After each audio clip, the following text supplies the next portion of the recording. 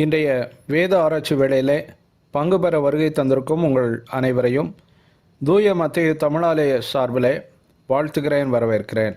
இந்த நேரத்திலும் ஆண்டவர் தாமே நம்மை ஆசீர்வதிக்கும்படியாக நாம் ஜெபம் செய்வோம். எங்கள் அன்பின் பரம தகப்பனே, இன்றைய வேத ஆராய்ச்சி வேளைக்காக உம்மிடத்தில் வேண்டுதல் செய்கிறோம். இந்த நேரத்திலும் நாங்கள் பாட இருக்கின்ற பாடல்களையும் கேட்க இருக்கின்ற உம்முடைய வார்த்தைகளையும் ஆசீர்வதித்தருளும்.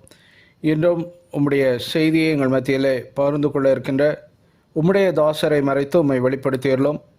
இன்றைய வேத ஆராய்ச்சி வேளையிலும் உம்முடைய மெல்லிய அமர்ந்த சத்தத்தை நாங்கள் கேட்க அருள் புரிந்தருளும்.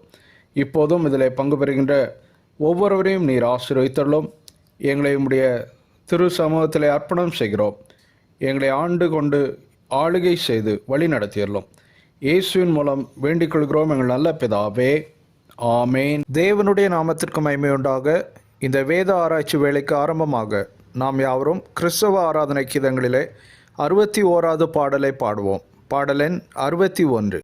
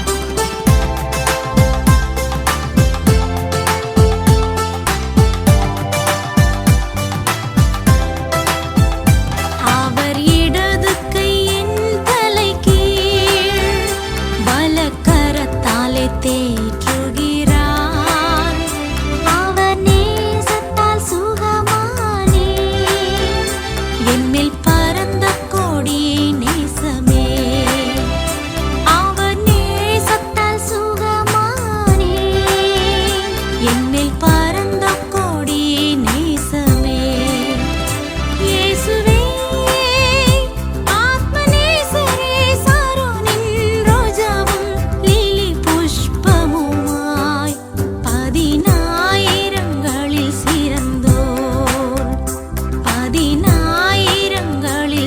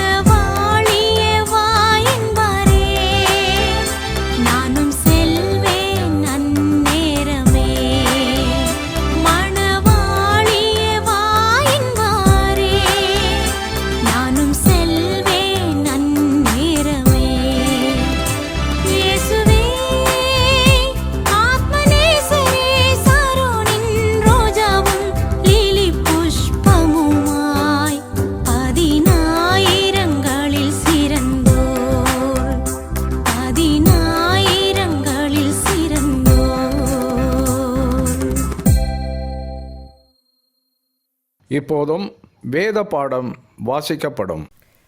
இன்றைய வேத ஆராய்ச்சிக்கென்று தெரிந்து கொள்ளப்பட்ட வேத பகுதி அப்போஸ்தலருடைய நடபடிகள் 4ஆம் அதிகாரம் 1ஆம் வசனம் முதல் 7ஆம் வசனம் வரை. The Bible reading for today's Bible study is taken from the Acts of the Apostles, chapter 4, verses from 1 to 7. அப்போஸ்தலருடைய நடபடிகள் 4ஆம் அதிகாரம் 1ஆம் வசனம் முதல். அவர்கள் ஜனங்களுடனே பேசிக்கொண்டிருக்கையில் ஆசாரியர்களும் தேவாலயத்து சேனை தலைவனும் சதுசேயரும் அவர்களிடத்தில் வந்து, அவர்கள் ஜனங்களுக்கு உபதேசிக்கிறதினாலும் இயேசுவை முன்னிட்டு மரித்தோரிலிருந்து உயிர் தெழுதலை பிரசங்கிக்கிறதினாலும் சினம் கொண்டு அவர்களை பிடித்து சாயங்காலமாயிருந்தபடியினால் மறுநாள் வரைக்கும் காவலில் வைத்தார்கள். வசனத்தை கேட்டவர்களில் அநேகர் விசுவாசித்தார்கள். அவர்கள் தொகை ஏறக்குறைய 5000 இருந்தது. மறுநாளிலே ஜனங்களுடைய அதிகாரிகளும் மூப்பரும் வேதபாரகரும் பிரதான ஆசாரியனாகிய அன்னாவும் காய்பாவும் யோவானும் அலெக்சந்தரும் பிரதான ஆசாரியருடைய குடும்பத்தார் யாவரும் எருசலேமிலே கூட்டங்கூடி அவர்களை நடுவே நிறுத்தி, நீங்கள் எந்த வல்லமையினாலே எந்த நாமத்தினாலே இதை செய்தீர்கள் என்று கேட்டார்கள் என்பதே வாசிக்கும்படியாக தெரிந்து கொள்ளப்பட்ட வேத பகுதி வாசித்தாயிற்று. அறிவிப்புகள். இன்றைய வேத ஆராய்ச்சி வேளையிலும் பங்கு பெற்று கொண்டிருக்கின்ற உங்கள் அனைவரையும் கர்த்தராகிய இயேசு கிறிஸ்துவின் இனிய நாமத்திலே வாழ்த்தி வரவேற்கிறேன். இந்த வேத ஆராய்ச்சி வேளையிலும் நம்மத்திலே தேவனுடைய செய்தியை பகிர்ந்து கொள்ள இருக்கும் ரெவரண்ட் டாக்டர் ஸ்டான்லி ஜோன்ஸ் அவர்களை ஆலய சார்பிலே வாழ்த்தி வரவேற்கிறேன்.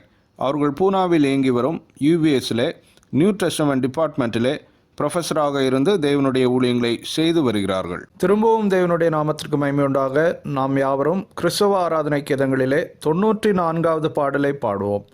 பாடலின் 94.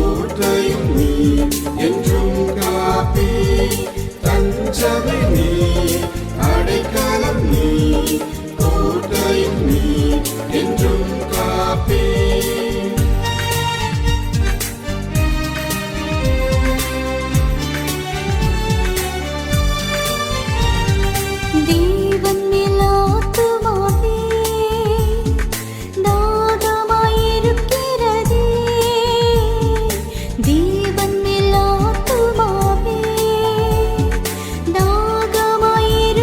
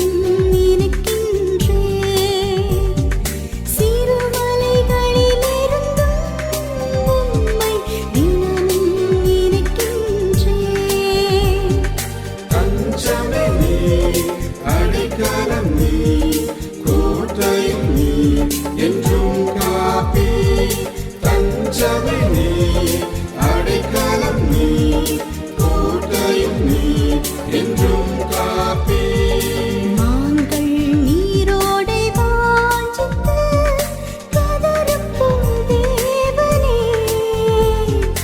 எங்கள் ஆத்துமா உம்மையே வாஞ்சித்து கதறுதே.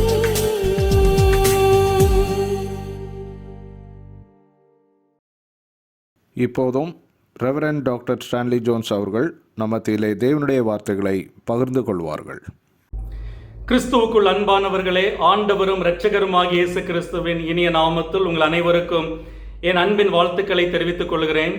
இம்மாதமும் இந்த வேத ஆராய்ச்சி கூடுகையில் கலந்து கொண்டு கர்த்தருடைய வார்த்தையை உங்களோடு பகிர்ந்து கொள்வதற்கு கிடைத்த இந்த வாய்ப்புக்காக ஆண்டவரை ஸ்தோத்தரிக்கிறேன். இந்த வாய்ப்பை கொடுத்த திருச்சபையின் போதகர் அவர்களுக்கும், நிர்வாக குழு உறுப்பினர்கள் மற்றும் விசுவாசிகள் அனைவருக்கும் என் நன்றியை தெரிவித்துக் கொள்கிறேன். கடந்த முறை நாம் அப்போஸ்தலருடைய நடபடிகள் 3ஆம் அதிகாரம் 12 26 வசனங்களிலிருந்து நற்செய்தி அறிவிக்கும் போது நாம் கடைபிடிக்க வேண்டிய சில முக்கிய பாடங்களை கற்றுக்கொண்டோம். ஒன்று, நற்செய்தியை அறிவிக்க அதை கேட்பவர்களின் பண்பாட்டு ஆன்மீக பின்னணியை கருத்தில் கொண்டு அவர்கள் புரிந்து கொள்ளுகிற மொழியில் நற்செய்தி அறிவிக்க வேண்டும். 2, கர்த்தராகிய இயேசு கிறிஸ்துவை பிரசங்கிக்க வேண்டும். 3, பாவத்தின் உண்மை நிலையையும் அதனால் ஏற்படும் விளைவுகளையும் கண்டிப்புடன் சுட்டிக்காட்டி மக்கள் கர்த்தரை தேட வேண்டிய அவசியத்தை உணர்த்த வேண்டும். 4, மனம் திரும்புகிறவர்களுக்கு நாம் கர்த்தருடைய கிருபையை வழங்க வேண்டும் என்று 4 பாடங்களை கற்றுக்கொண்டோம். இன்று அதன் தொடர்ச்சியான அப்போஸ்தலர் 4ஆம் அதிகாரம் முதல் 7 வசனங்களை நம்முடைய சிந்தனைக்காக எடுத்துக்கொள்வோம். இந்த வசனங்களில் பிறவியிலேயே முடமான மனிதனை குணப்படுத்தின குற்றத்திற்காக பேதுருவும் யோவானும் ஆலோசனை சங்கத்துக்கு முன்பாக விசாரணைக்காக நிறுத்தப்படுவதை பார்க்கிறோம். ஆதி திருச்சபை சந்தித்த துன்புறுத்துதலின் துவக்கத்தை இந்த வசனங்களில் நாம் பார்க்கிறோம். திருச்சபை ஆரம்பித்த காலகட்டத்தில் சில காலம் சமாதானமாகவும் அமைதலாகவும் விசுவாசிகள் ஆண்டவரை ஆராதித்துக் கொண்டிருந்தார்கள். ஆனால் மிக விரைவிலேயே சபை துன்புறுத்தப்படுவதை நாம் பார்க்கிறோம். அப்போஸ்தலர் 3ஆம் அதிகாரத்தில் பேதுரு பிரசங்கித்துக் கொண்டிருக்கும் போதே பேதுருவின் பிரசங்கம் நிறுத்தப்பட்டு அவரை கைது செய்தார்கள் என்று 4ஆம் அதிகாரம் முதல் 2 வசனங்களில் பார்க்கிறோம்.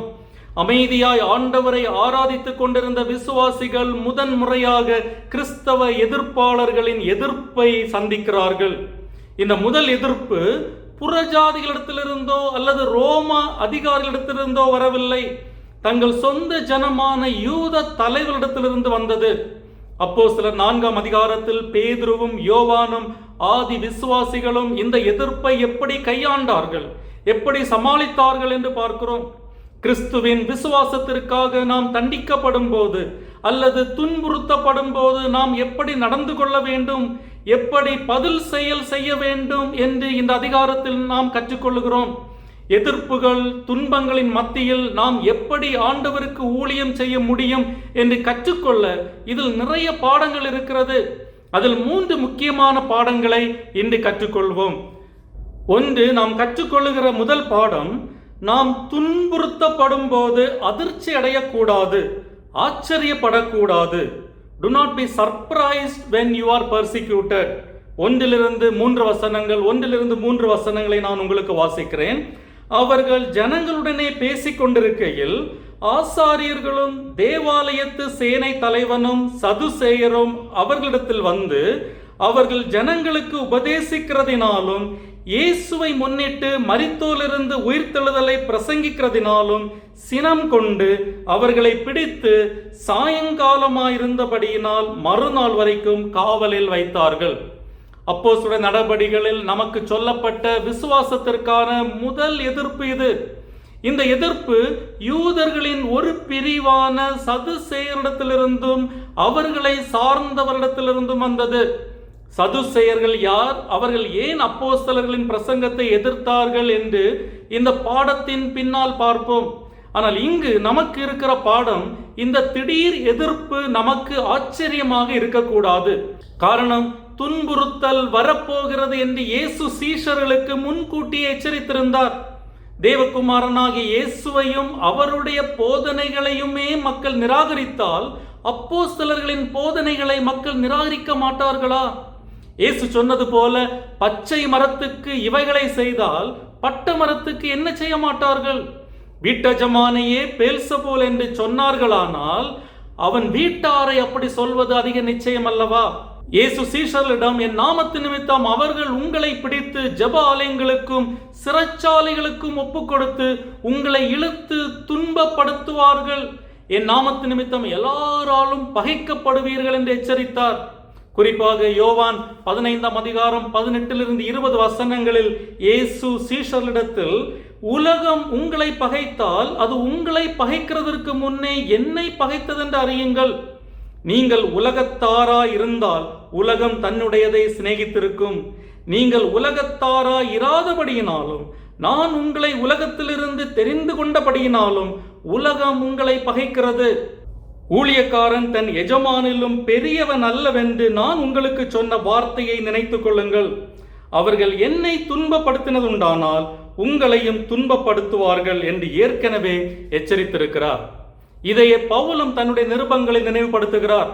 கிறிஸ்து இயேசுவுக்குள் தேவ பக்தியாய் நடக்க மனதாயிருக்கிற யாவரும் துன்பப்படுவார்கள் என்று பவுல் தீமோத்தேயுக்கு சொன்னார். இயேசுவும் அப்போஸ்தலர்களும் உபத்திரவங்கள் வரும்போது நாம் வியப்படைய கூடாது என்று நம்மை எச்சரிக்கிறார்கள்.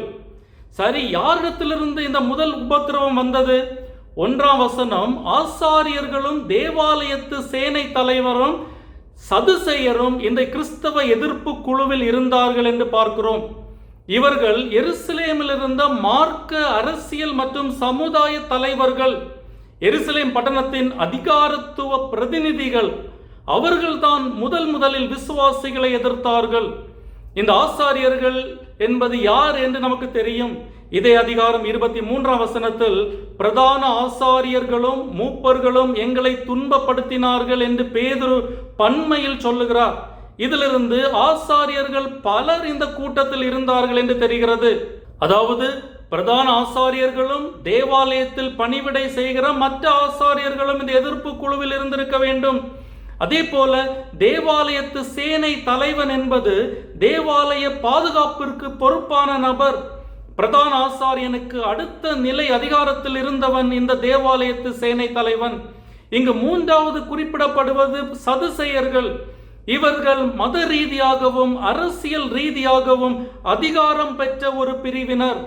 தேவாலயத்தில் செயல்பட்ட ஆலோசனை சங்கத்தில், அதாவது சனகரிப் சங்கத்தில் பெரும்பாலானவர்கள் சதுசேயர்களாயிருந்தார்கள். சதுசேயர்கள் ரோம ஆட்சியாளர்களை பகைக்காமல் அவர்களுக்கு ஒத்துழைப்பு கொடுத்ததால் பெரும் அரசியல் அதிகாரத்தை அவர்கள் தங்கள் வசம் வைத்திருந்தார்கள். சதுசேயர்கள் இயற்கைக்கு அப்பாற்பட்ட எதையும் ஏற்றுக்கொள்வதில்லை. தேவதூதர்கள், உயிர்த்தெழுதல், பரலோகம் போன்ற எதையும் அவர்கள் ஏற்றுக்கொள்ளவில்லை. எனவேதான் இயேசுவும் அப்போஸ்தலர்களும் எங்கெல்லாம் உயிர்த்தெழுதலை பிரசங்கித்தார்களோ அங்கெல்லாம் சதுசேயர்கள் இயேசுவையும் அப்போஸ்தலர்களையும் எதிர்த்தார்கள். அப்போஸ்தலர்களுடைய ஆரம்ப கால பிரசங்கங்கள் உயிர்த்தெழுதலை மையமாக கொண்டிருந்ததால் அவர்கள் சதுசேயரின் தீவிர எதிர்ப்புக்கு ஆளானார்கள். பிசாசானவன் சபைக்கு உபத்திரவம் கொடுக்க தொடங்கிய போது அவன் முதலில் பயன்படுத்திய குழுவே அதிகாரம் மிக்க குழுவாயிருந்தது. ஆசாரியர்கள், தேவாலயத்து சேனை தலைவன், சதுசேயர்கள், இவர்கள்தான் முதலாக விசுவாசிகளை எதிர்த்தவர்கள். உபத்திரவம் யாரிடத்திலிருந்தும் வரலாம். அது மத தலைவரிடத்திலிருந்து வரலாம், அரசு அதிகாரிடத்திலிருந்து வரலாம், அல்லது அதிகாரம் மிக்க ஒரு பிரிவினரிடத்திலிருந்து வரலாம். நாம் ஆச்சரியப்படக்கூடாது. அதே போல உபத்திரவத்திற்கான காரணங்களும் நம்மை ஆச்சரியப்படுத்தக்கூடாது. பேதுருவும் யோவானும் என்ன குற்றம் செய்தார்கள்? எந்த சட்டத்தை மீறினார்கள்? யாருக்கு எதிராகவும் தீங்கு செய்யவில்லை, எந்த சட்டத்தையும் மீறவில்லை. ஆனாலும் கைது செய்யப்பட்டார்கள். அவர்கள் செய்ததெல்லாம் பிறவியிலிருந்தே முடமான ஒருவனுக்கு சுகம் கொடுத்தார்கள். அங்கு கூடியிருந்த மக்களுக்கு இயேசுவின் நாமத்தை பிரசங்கித்தார்கள், அவ்வளவுதான். ஆனால் அன்று இருந்த அதிகார வர்க்கத்தை அது கலக்கமடைய செய்தது. பேதுருவும் யோவானும் செய்த 3 விஷயங்கள் அவர்களுக்கு பிடிக்கவில்லை. 1, பேதுருவும் யோவானும் மக்களுக்கு பிரசங்கித்துக் கொண்டிருந்தது அவர்களுக்கு பிடிக்கவில்லை. மக்களுக்கு பிரசங்கிக்கும் உரிமை அவர்களுக்கு மட்டும்தான் இருந்தது என்று நினைத்தார்கள். எனவே ஒரு பெரும் ஜனக்கூட்டத்திற்கு அப்போஸ்தலர்கள் பிரசங்கிப்பதை அவர்களால் சகித்துக் கொள்ள முடியவில்லை. 2வதாக, பேதுருவும் யோவானும் இயேசு கிறிஸ்துவை பிரசங்கித்துக் கொண்டிருந்தது அவர்களுக்கு பிடிக்கவில்லை. காரணம், இயேசுவை சிலுவையில் அறைந்ததோடு பிரச்சனை முடிந்தது என்று யூதர்கள் நினைத்தார்கள். தங்களுக்கு தொந்தரவாக இருந்த இயக்கத்தை தீர்த்து கட்டிவிட்டதாக நினைத்தார்கள். ஆனால் இப்பொழுது இயேசு உயிரோடு இருந்த காலத்தில் இருந்ததை காட்டிலும் அதிகமாக சீஷர்கள் அவரை பிரசங்கித்துக் கொண்டிருந்தார்கள். இயேசுவை கொலை செய்து விட்டால் சீஷர்கள் எல்லாரும் சிதறி விடுவார்கள் என்று நினைத்த யூதர்களுக்கு இது அதிர்ச்சியாக இருந்தது. மூன்றாவதாக, சீஷர்கள் உயிர்த்தெழுதலை குறித்து பிரசங்கித்துக் கொண்டிருந்ததும் அவர்களுக்கு பிடிக்கவில்லை. குறிப்பாக உயிர்த்தெழுதலில் நம்பிக்கை இல்லாத சதுசேயர்கள் சீஷர்களை இதற்காக எதிர்த்தார்கள். எனவே பேதுருவும் யோவானும் எந்த சட்டத்தையும் மீறாதிருந்தும், யாருக்கும் எந்த தீங்கும் செய்யாதிருந்தும், அதிகார வர்க்கத்துக்கு பிடிக்காத விஷயத்தை அவர்கள் பிரசங்கித்ததால் அவர்களை கைது செய்தார்கள். எனவே நாம் நன்மை செய்யும் போது தண்டிக்கப்பட்டாலும் அது பற்றி ஆச்சரியப்படக்கூடாது. இயேசு நன்மை செய்கிறவராய் சுற்றி திரிந்தார், ஆனாலும் அவர் சிலுவையில் அறையப்பட்டார்.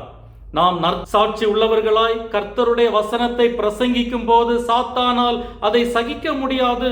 நம்முடைய சாட்சியை சீர்குலைக்க அவன் எல்லா முயற்சியும் எடுப்பான் என்பதை நாம் நினைவில் வைத்துக் கொள்ள வேண்டும். யூத தலைவர்கள் பேதுருவையும் யோவானையும் கைது செய்த போது உடனே அவர்களை விசாரிக்காமல் மறுநாள் வரைக்கும் விசாரணை கைதிகளாக அவர்களை சிறையில் அடைத்தார்கள். இதற்கு பல காரணங்கள் இருக்கலாம். ஒன்று, அவர்கள் கைது செய்யப்பட்ட நேரம் மாலை நேரம் என்பதால் அடுத்த நாள் காலையில் அவர்களை விசாரிப்பதற்காக அவர்களை சிறையில் அடைத்திருக்கலாம். அல்லது இந்த விஷயத்தை எப்படி கையாள்வது என்று முடிவு செய்ய கால அவகாசம் அவர்களுக்கு தேவைப்பட்டபடியால் அவர்களை சிறையில் அடைத்திருக்கலாம். அப்போஸ்தலர்கள் தவறு ஒன்றும் செய்யவில்லையே, எனவே பொய் சாட்சிகள் ஜோடிக்கப்பட கால அவகாசம் தேவைப்பட்டிருக்கும். அல்லது அதிகாரத்தை எதிர்த்தால் என்ன நடக்கும் என்று அப்போஸ்தலர்களுக்கும் விசுவாசிகளுக்கும் பாடம் புகட்டுவதற்காக அவர்களை சிறையில் அடைத்திருக்கலாம். அல்லது வாழ்வா சாவா என்ற பிரச்சனை இரவு நேரத்தில் விசாரிக்கப்படக்கூடாது என்று யூதர்களுக்கு ஒரு ஒழுங்குமுறை இருந்தது. அதனால் அவர்களை இரவில் காவலில் வைத்திருந்திருக்கலாம். ஆனால் இந்த ஒழுங்குமுறை இயேசுவின் விஷயத்தில் பின்பற்றப்படவில்லை. எப்படியும் பேதுருவும் யோவானும் அன்று இரவு சிறைச்சாலையில் செலவிட வேண்டிய கட்டாயம் ஏற்பட்டது.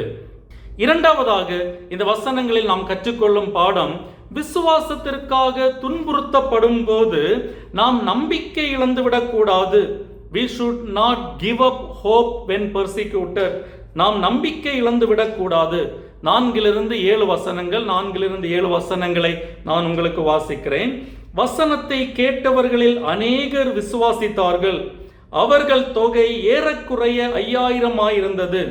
மறுநாளிலே ஜனங்களுடைய அதிகாரிகளும் மூப்பரும் வேதபாரகரும் பிரதான ஆசாரியனாகிய அன்னாவும் காய்பாவும் யோவானும் அலெக்சாந்தரும் பிரதான ஆசாரியனுடைய குடும்பத்தார் யாவரும் எருசலேமிலே கூட்டங்கூடி அவர்களை நடுவே நிறுத்தி, நீங்கள் எந்த வல்லமையினாலே எந்த நாமத்தினாலே இதை செய்தீர்கள் என்று கேட்டார்கள்.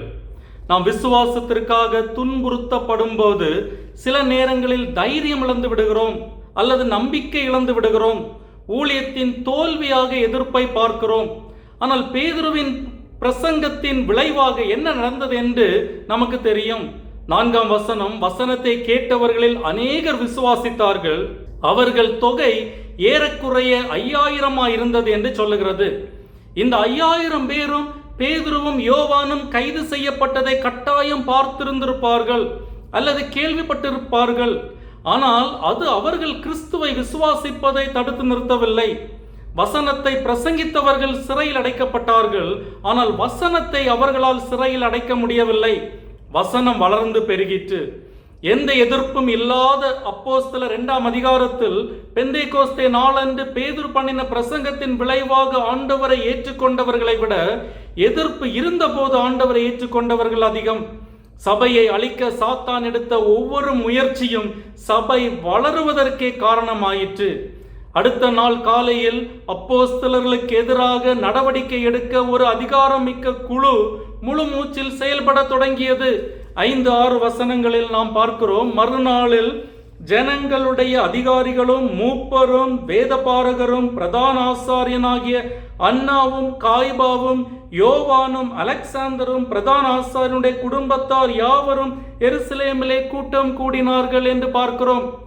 ஏற்கனவே அதிகாரம் மிக்க 3 குழுக்கள் பிரதான ஆசாரியர்கள், தேவாலயத்து சேனை தலைவன், சதுசேயர்கள் 3 குழுக்கள் அவர்களை சிறைபிடித்தார்கள் என்று முதல் வசனத்தில் பார்த்தோம். இப்பொழுது இன்னும் அதிக அதிகாரம் படைத்தவர்கள் இந்த கிறிஸ்தவ எதிர்ப்பு குழுவில் இணைந்து கொண்டார்கள். யார் இவர்கள்? 5-6 வசனங்கள். ஜனங்களுடைய அதிகாரிகள், மூப்பர், வேதபாரகர், பிரதான ஆசாரியனாகிய அன்னா, காய்பா, யோவான், அலெக்சாந்தர், பிரதான ஆசாரியனுடைய குடும்பத்தார் எல்லாரும். குறைந்தது 11 குழுக்களையும் தனிநபர்களையும் லூக்கா இந்த வசனங்களில் குறிப்பிடுகிறார். ஆசாரியர்கள், சதுசேயர்கள், அதிகாரிகள், மூப்பர், வேதபாரகர்கள் மற்றும் பிரதான ஆசாரியனின் குடும்பத்தை சேர்ந்த மற்றவர்கள் என்று 6 கிறிஸ்தவ எதிர்ப்பு குழுக்களை லூக்கா இங்கு குறிப்பிடுகிறார். அதே போல தேவாலயத்து சேனை தலைவன், பிரதான ஆசாரியனாகிய அன்னா, காய்பா, யோவான் மற்றும் அலெக்சாந்தர் என்று 5 தனிநபர்களையும் லூக்கா குறிப்பிடுகிறார். சாதாரண 2 படிப்பறிவற்ற அப்போஸ்தலர்களை விசாரிக்க எத்தனை பேர் கூடி வந்தார்கள் என்பது ஆச்சரியமா இருக்கிறது. எருசலேம் பட்டணத்தில் இருந்த எல்லா அதிகாரிகளும் அங்கு கூடினார்கள். கலிலேயாவிலிருந்து வந்த மீனவர்களான அப்போஸ்தலர்களை என்ன செய்வதென்று முடிவெடுப்பதற்காக ஒரு சிறப்பு அமர்வை அவர்கள் கூட்டினார்கள். அங்கு கூடியிருந்தவர்களின் பட்டியலை பார்க்கும்போது சூழ்நிலையின் தீவிரம் நமக்கு தெரியும். முந்தைய பிரதான ஆசாரியன் அன்னா அங்கிருந்தான். அன்றைய பிரதான ஆசாரியன் காய்பா அங்கிருந்தான். இயேசுவை விசாரித்ததும் இந்த அன்னா, காய்பா தான். நியாயப்பிரமாணத்தை கற்றறிந்த அன்றைய நீதிபதிகளான வேத பாரகர்கள் அங்கிருந்தார்கள். எருசலேமில் இருந்த முக்கியமானவர்கள் எல்லாரும் அங்கிருந்தார்கள். ஆலோசனை சங்கத்தாரும் அங்கிருந்தார்கள். ஆலோசனை சங்கம் என்பது 71 பேர் கொண்ட குழு. கிட்டத்தட்ட அந்த 71 பேரும் அங்கிருந்திருக்க கூடும். எனவே கிட்டத்தட்ட 100க்கும் அதிகமானவர்கள் அப்போஸ்தலர்களை சூழ்ந்து விசாரணையை தொடங்கினார்கள். அந்த அப்போஸ்தலர்களில் ஒருவராக உங்களை கற்பனை செய்து கொள்ளுங்கள். 100க்கும் அதிகமான அதிகாரிகள் கோபத்தோடு முறைத்து கொண்டு உங்களை சுற்றி உட்கார்ந்திருக்கிறார்கள். சுற்றும் முற்றும் பார்த்தால் உங்களுக்கு ஆதரவாக பேசக்கூடிய ஒருவர் கூட அங்கு இல்லை. இயேசுவை சிலுவையில் அறைய ஒப்புக் கொடுத்த இதே அதிகாரிகள் உங்களையும் தீர்த்து கட்ட வகை தேடிக் கொண்டிருக்கிறார்கள். எப்படி இருக்கும் அந்த உணர்வு? கண்டிப்பாக பயப்பட்டு இருப்போம் இல்லையா? நாட்டின் அதிகாரமிக்க இந்த அதிகாரிகளுக்கு முன்பாக அழைக்கப்பட்ட பேதுரு அல்லது யோவானாக நாம் இருந்திருந்தால் இதை ஒரு அடக்குமுறையாக பார்த்து பயந்திருப்போம். அங்கிருந்து எப்படி தப்பிப்பது என்று யோசித்திருப்போம். ஆனால் பேதுருவும் யோவானும் என்ன செய்தார்கள் தெரியுமா? அந்த அடக்குமுறை சூழலை நாட்டின் அதிகாரமிக்க தலைவர்களுக்கு சுவிசேஷத்தை பிரசங்கிக்க தேவன் கொடுத்த பொன்னான வாய்ப்பாக பார்த்தார்கள். இதைத்தான் இயேசுவும் சீஷர்களுக்கு சொன்னார். லூக்கா 21 அதிகாரம் 12-13 வசனங்களில், என் நாமத்து நிமித்தம் அவர்கள் உங்களை பிடித்து ஜெப ஆலயங்களுக்கும் சிறைச்சாலைகளுக்கும் ஒப்புக் கொடுத்து ராஜாக்கள் முன்பாகவும் அதிபதிகள் முன்பாகவும் உங்களை இழுத்து துன்பப்படுத்துவார்கள். ஆனாலும் அது உங்களுக்கு சாட்சியாவதற்கு ஏதுவாயிருக்கும். எனக்கு சான்று பகர இவை உங்களுக்கு வாய்ப்பளிக்கும் என்று உபத்திரவங்கள் கிறிஸ்துவை சாட்சி பகருவதற்கான சந்தர்ப்பங்கள் என்று இயேசு சீஷர்களுக்கு ஏற்கனவே சொல்லியிருந்தார்.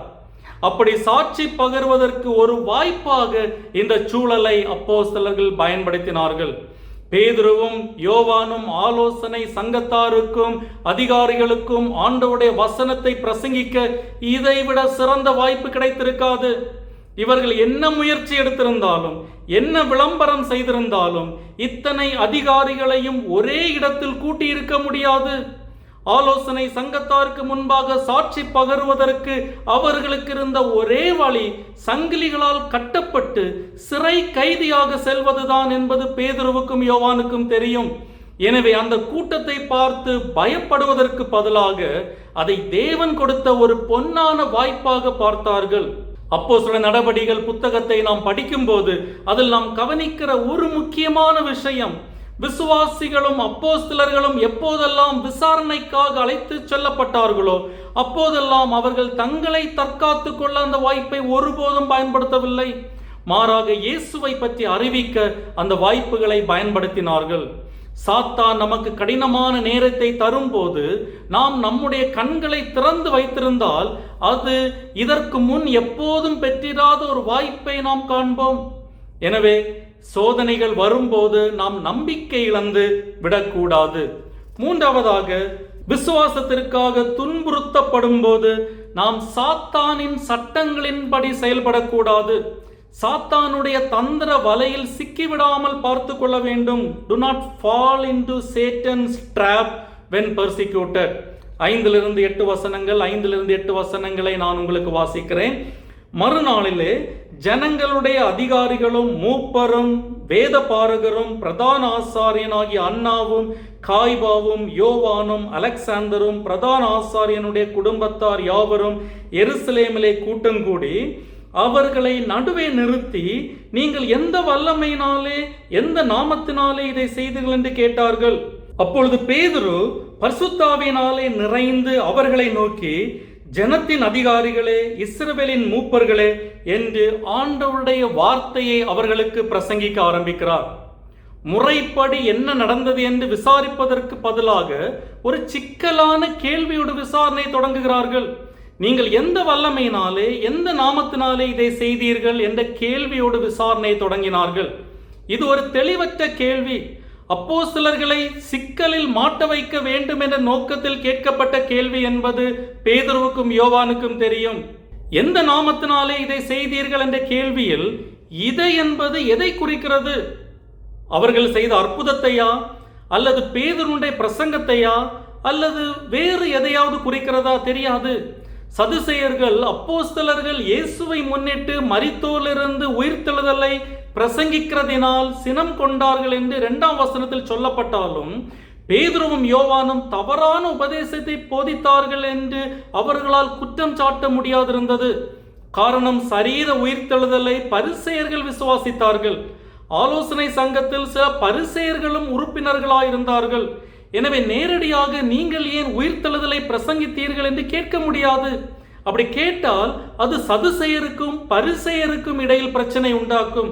எனவே நாசுக்காக நீங்கள் எந்த நாமத்தினாலே எந்த வல்லமையினாலே இதை செய்தீர்கள் என்று பொதுவாக கேட்டார்கள். அப்போஸ்தலர்களை கைது செய்வதற்கு ஆலோசனை சங்கத்தாரிடம் சட்ட ரீதியான காரணம் ஒன்றும் இல்லாதிருந்தது. எனவேதான் விசாரணையின் இறுதியில் 21ஆம் வசனத்தில் நடந்த சங்கதிகளை குறித்து எல்லாரும் தேவனை மகிமைப்படுத்தினபடியால் ஜனங்களுக்கு பயந்து அவர்களை தண்டிக்க வகை ஒன்றும் காணாமல் அவர்களை பயமுறுத்தி விட்டுவிட்டார்கள் என்று பார்க்கிறோம். எனவே பேதுருவும் யோவானும் ஏதாவது வாய் தவறி தவறான வார்த்தையை சொல்லி மாட்டிக்கொள்ள மாட்டார்களா என்ற நோக்கத்தில் இந்த கேள்வி கேட்கப்பட்டது. இயேசு விசாரிக்கப்படும் போதும் இதே தந்திரத்தை தான் ஆலோசனை சங்கத்தார் பயன்படுத்தினார்கள். எப்படியாவது ஒரு தவறான வார்த்தை வாயிலிருந்து வந்துவிடாதா என்று பார்த்து கொண்டிருந்தார்கள். நீங்கள் எந்த வல்லமையினாலே இதை செய்தீர்கள் என்ற கேள்வியில் 3 சிக்கல்கள் இருந்தது. முதலாவது, நீங்கள் எந்த வல்லமையினாலே இதை செய்தீர்கள் என்ற கேள்வியில் வல்லமை என்ற வார்த்தை அற்புதங்கள் என்று பொருள்படும் கிரேக்க வார்த்தையான டைனமாய் என்ற வார்த்தையின் மொழிபெயர்ப்பு ஆகும். இதை அற்புத வல்லமை என்று மொழிபெயர்க்க முடியும். மோசேயின் பிரமாணத்தின்படி மந்திரவாதம் மரணத்துக்கு ஏதுவான குற்றம். முடமான மனிதனை குணமாக்கின விஷயத்தில் அப்போஸ்தலர்கள் மந்திரவாதம் செய்ததாக அவர்களை குற்றப்படுத்த முடியுமா என்று பார்த்தார்கள். எனவே எந்த வல்லமையினாலே இதை செய்தீர்கள் என்ற கேள்வி கேட்கப்பட்டது. அடுத்து, ஆலோசனை சங்கத்தார் எந்த நாமத்தினாலே இதை செய்தீர்கள் என்று கேட்டார்கள். நாமம் என்பது அதிகாரம் என்ற பொருளில் இங்கு பயன்படுத்தப்பட்டுள்ளது. இயேசு சிலுவையில் அறையப்படுவதற்கு சில நாட்களுக்கு முன்னதாக இதே அதிகாரிகள் இயேசுவிடம் வந்து, நீர் எந்த அதிகாரத்தினால் இவைகளை செய்கிறீர்? இந்த அதிகாரத்தை உமக்கு கொடுத்தவர் யார் என்று கேட்டார்கள். இப்பொழுது அவர்கள் அதே கேள்வியை அப்போஸ்தலரிடம் கேட்டார்கள். எந்த அதிகாரத்தினால் இதை செய்தீர்கள்? நாங்கள் தான் அதிகாரத்தில் உள்ளவர்கள், எங்களை மிஞ்சின அதிகாரம் ஒன்றும் இல்லை என்ற தோரணையில் இந்த கேள்வியை வைத்தார்கள். இந்த கேள்வியில் இருந்த 3வது சிக்கல் நுட்பமானது. இதை ஆங்கில மொழிபெயர்ப்புகளிலும் தமிழிலும் சரியாக கவனிக்க முடியாது. மூல பாஷையில் நீங்கள் என்ற வார்த்தை அதற்கு அழுத்தம் கொடுக்கும் விதமாக வாக்கியத்தின் கடைசியில் போடப்பட்டிருக்கிறது. கிரேக்க மொழி இலக்கணத்தில் ஒரு வார்த்தைக்கு அழுத்தம் கொடுக்க அதை ஒன்று முதலில் போடுவார்கள் அல்லது கடைசியில் போடுவார்கள். அப்படி வேண்டுமென்றே கடைசியில் போடப்பட்ட வார்த்தை அழுத்தத்துடன் வாசிக்க வேண்டும் என்பது விதி. எனவே இந்த வசனத்தை வாசிக்கும் போது நீங்கள் என்ற வார்த்தையை அழுத்தமாக வாசிக்க வேண்டும். நீங்கள் எந்த வல்லமையினாலே எந்த நாமத்தினாலே இதை செய்தீர்கள்? ஆசாரியர்கள் மற்றும் சதுசேயர்களின் மனதில் ஆலய வளாகம் அவர்களுடைய இடம். அவர்களுடைய அனுமதி இல்லாமல் அங்கு பிரசங்கிக்க யாருக்கும் அதிகாரம் கிடையாது. ஆலயத்தில் என்ன நடக்க வேண்டும் என்று முடிவெடுப்பதில் இவர்கள் ஏகபோக உரிமை கொண்டாடினார்கள். எங்களுக்கும் எங்கள் அதிகாரத்துக்கும் சவால் விடுகிறீர்களோ என்ற தொனியில் இந்த கேள்வி கேட்கப்பட்டது. அப்போஸ்தலர்கள் படிப்பறிவற்றவர்கள் என்றும் பேதமை உள்ளவர்கள் என்றும் அவர்கள் கருதினார்கள் என்று 13ஆம் வசனத்தில் பார்க்கிறோம். பேதுருவும் யோவானும் பேசுகிற தைரியத்தை அவர்கள் கண்டு அவர்கள் படிப்பறியாதவர்கள் என்றும் பேதமை உள்ளவர்கள் என்றும் அறிந்தபடியால் ஆச்சரியப்பட்டார்கள். பேதுருவையும் யோவானையும் பார்த்து அவர்கள் கேட்ட கேள்வியில் ஒரு பரிகாசம் தெரிகிறது. எனவே இந்த கேள்விகள் அப்போஸ்தலர்களின் கோபத்தை தூண்டுவதாக வடிவமைக்கப்பட்டிருந்தது. சாத்தான் உங்களுக்கு கடினமான நேரத்தை கொடுக்கும்போது அவனுடைய சட்டங்களின்படி நீங்கள் செயல்பட வேண்டும் என்று அவன் விரும்புகிறான். அவனைப் போலவே நீங்கள் பதிலளிக்க வேண்டும் என்று அவன் விரும்புவான். நீங்கள் தீமைக்கு தீமை செய்யும்படி அவன் உங்களை தூண்டுவான். அவனுடைய சட்டங்களின்படி செயல்படுவதற்கு அவன் உங்களை உட்படுத்திவிட்டால் பந்தயத்தில் அவன் ஜெயித்து விட்டான் என்று அர்த்தம். ஒருவேளை நீங்களோ அல்லது நானோ அங்கு நின்றிருந்தால் நம்முடைய உணர்வுகள் கடுமையாக தாக்கப்பட்டு காயப்பட்டிருக்கும். அநேகமாக நாம் ஆலோசனை சங்கத்தாரின் கைப்பாவை ஆகி நம்முடைய பதிலில் கோபம் எகிரி இருக்கும். நம்மை தற்காத்து கொள்ளும் நோக்கத்தில் அவர்களை சாடி இருப்போம். ஆனால் பேதுரு எப்படி பதிலளிக்கிறார் என்று கவனியுங்கள். 8ஆம் வசனத்தில், அப்பொழுது பேதுரு ஜனத்தின் அதிகாரிகளே, மூப்பர்களே என்று மிகுந்த மரியாதையோடு அவர்களை அழைக்கிறார். பேதுரு தன் தற்காப்பு வாதத்தை தொடங்கும் போது எந்த காழ்ப்புணர்ச்சியும் இல்லாமல் பணிவோடு தொடங்கினார். எந்த விதத்திலும் அவர்களை குற்றப்படுத்துவதற்கான எந்த வாய்ப்பும் கொடுக்கவில்லை. மிக அழகாக சுருக்கமாக பணிவோடு ஆண்டோடைய வசனத்தை அந்த அதிகாரிகளுக்கு பிரசங்கித்தார். அந்த பிரசங்கத்தை அப்போஸ்தலர் 4ஆம் அதிகாரம் 9 12 வசனங்களில் பார்க்கிறோம். அதை நாம் அடுத்த மாதம் தொடர்ந்து பார்ப்போம். ஆனால் இன்று நாம் கற்றுக்கொண்ட இந்த வசனங்களிலிருந்து நாம் ஒவ்வொருவரும் நம்மையே சுய பரிசோதனை செய்து கொள்ள நிதானிப்போம். நாம் துன்புறுத்தப்படும் போது அதிர்ச்சி அடையக்கூடாது. காரணம், துன்புறுத்தல் வரும் என்று இயேசு ஏற்கனவே நம்மை எச்சரித்திருக்கிறார். அதே போல விசுவாசத்திற்காக துன்புறுத்தப்படும் போது நாம் நம்பிக்கை இழந்து விடக்கூடாது. காரணம், கிறிஸ்துவை பறைசாற்ற அது நமக்கு வாய்ப்பாக இருக்கக்கூடும். விசுவாசத்திற்காக துன்புறுத்தப்படும் போது நாம் சாத்தானின் சட்டங்களின்படி செயல்படக்கூடாது. அவனுடைய தந்திர வலையில் சிக்கிவிடாமல் பார்த்து கொள்ள வேண்டும். காரணம், நம்மை அவனுடைய வலையில் சிக்க வைத்து விட்டால் அவன் பந்தயத்தில் ஜெயித்து விட்டான் என்று ஆகிவிடும். எனவே துன்புறுத்தல்கள் வரும்போது சோர்ந்து போகாதபடி கர்த்தருக்காக விசுவாசத்தில் நிலைத்திருக்க வல்லவர்களாயிருப்போம். ஆண்டவர் நம்மை ஆசீர்வதிப்பாராக. ஆமேன். இப்போதும் நம்மத்திலே தேவனுடைய செய்தியை பகிர்ந்து கொண்ட ரெவரண்ட் டாக்டர் ஸ்டான்லி ஜோன்ஸ் அவர்களுக்கு ஆலய சார்பிலே நன்றிகளை தெரிவித்துக் கொள்கிறேன். தேவன் தாமே அவர்களை ஆசீர்வதிப்பாராக. தொடர்ந்து அவர்களுக்காக, அவருடைய குடும்பத்தினருக்காக, அவருடைய ஊழியங்களுக்காக ஜெபிக்கும்படியாய் உங்களை அன்போடு கேட்டுக்கொள்கிறேன். இன்றைய வேத ஆராய்ச்சி வேளையிலும் கலந்து கொண்ட உங்கள் அனைவருக்கும் ஆண்டவராகிய இயேசுவின் இனிய நாமத்திலே நன்றிகளை தெரிவித்துக் கொள்கிறேன். இப்போதும் இந்த நேரத்துக்காக கர்த்தருக்கு நன்றி செலுத்தி நாம் ஜெபம் செய்வோம். எங்கள் அன்பின் ஆண்டவரே, இன்றைய வேத ஆராய்ச்சி வேலைக்காக உம்மை துதிக்கிறோம். நீத்தாமே எங்கள் மத்தியிலும் இந்த நேரத்திலும் இடைப்பட்டதற்காக சோத்திருக்கிறோம். இன்றைக்கும் உம்முடைய வார்த்தைகளை எங்கள் மத்தியிலே அருளிய ரெவரண்ட் டாக்டர் ஸ்டான்லி ஜோன்ஸ் அவர்களுக்காக நன்றி செலுத்துகிறோம். அவர்களையும் அவருடைய குடும்பத்தினரையும் அவருடைய ஊழியங்களையும் ஆசீர்வதித்தள்ளும். இன்றும் நாங்கள் உம்முடைய பாதப்படியிலே அமர்ந்து கற்றுக்கொண்ட உம்முடைய வார்த்தைகளுக்கு கீழ்ப்படிய அருள் தாரும். இந்த இரவு வேளையிலும் எங்களை உம்முடைய திருக்கரத்திலே தாழ்த்தி அர்ப்பணம் செய்கிறோம்.